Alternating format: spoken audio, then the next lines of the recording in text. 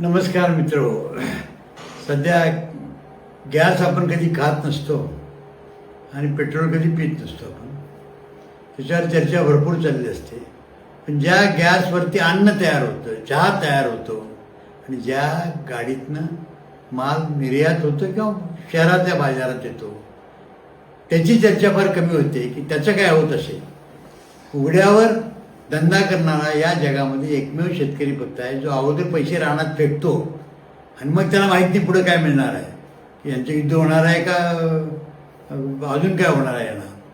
मग त्यावेळी आपण जर विचार केला आपण तर इस्रायलला जर मी फोटो बघितले सध्या तर असं एक कापसाची 1000 एकर शेती दिसते, पांढरी स्वच्छ पडली फोटो बाहेर आणि तशी तुम्हाला संत्री दिसतात.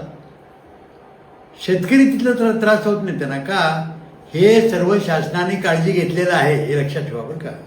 मग युद्ध असो, दुष्काळ असो, पूर असो, रोग असो, कीड असो, बँकावर कर्ज देवत किंवा न देवत, सल्ला चुकीचा असो, काहीही झालं तर शेतकऱ्याला उत्पादन खर्च आधारित 100% द्यायची काळजी शासनाने घेतली असते लक्षात ठेवा, तिथल्या सरकारने बरं का. जे आपल्यात अजिबात नसतं.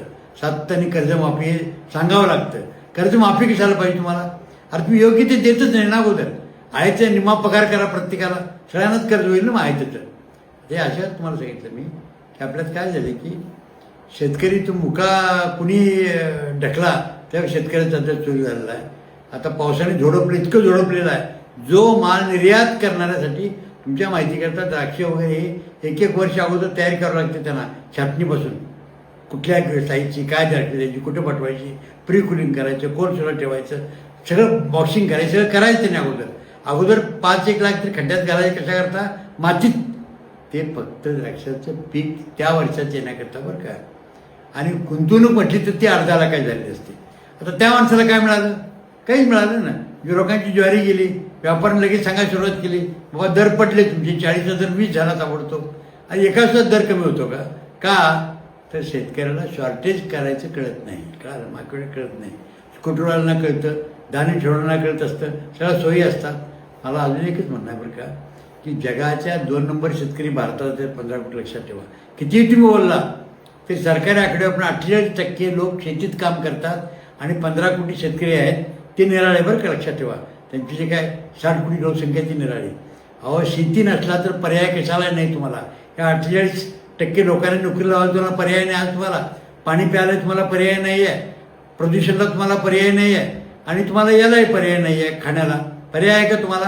अजिबात नाही. 125 कोटी लोकांना कोण देणार आहे?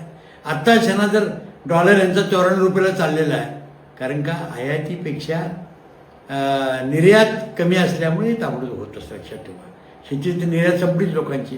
तर मला अजून एक शासनाला म्हणायचं आहे की कृपा करून आता शेतकऱ्यांना गृहीत धरायचं बंद करा. आणि शेतकऱ्यांना सांगतो तुम्ही स्वतःला गृहीत धरून देऊ नका. तुमच्या विना अर्थ लक्षात ठेवा. आपल्या यांच्यावर कोणा काही अडत नाही बरं का. ज्यावेळी सगळी खाती नव्हती तर शेती चालू होती लक्षात ठेवा. ही झाल्यामुळं ते सुरक्षित आहे. शेती हा इतका मोठा आधार आहे की त्याच्यावर सगळी खाती जगतात, ऑफिसपासून कार्यालयापर्यंत, धरणापासून सगळ्यापर्यंत. आणि शेतकरी मात्र भीक मागण्यासारखा अन्नदाता उभा आहे. मला अजूनही शासनाला विनंती करायची आहे आणि जे काही कायदा करणार आहेत आपलं की काय ते 10 लाख कोटी कर्ज झाले तुमचं आणि काय 2 लाख कोटी झालं तर फरक पडत नाही.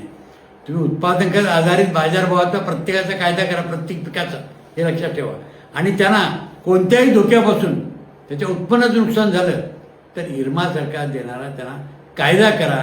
हे केलं की अरे आम्ही 47 साला 2037 सालीच तुम्हाला जगातल्या आम्ही अर्थव्यवस्था दाखवतो 3-4, तर काही विषयच नाही. धन्यवाद.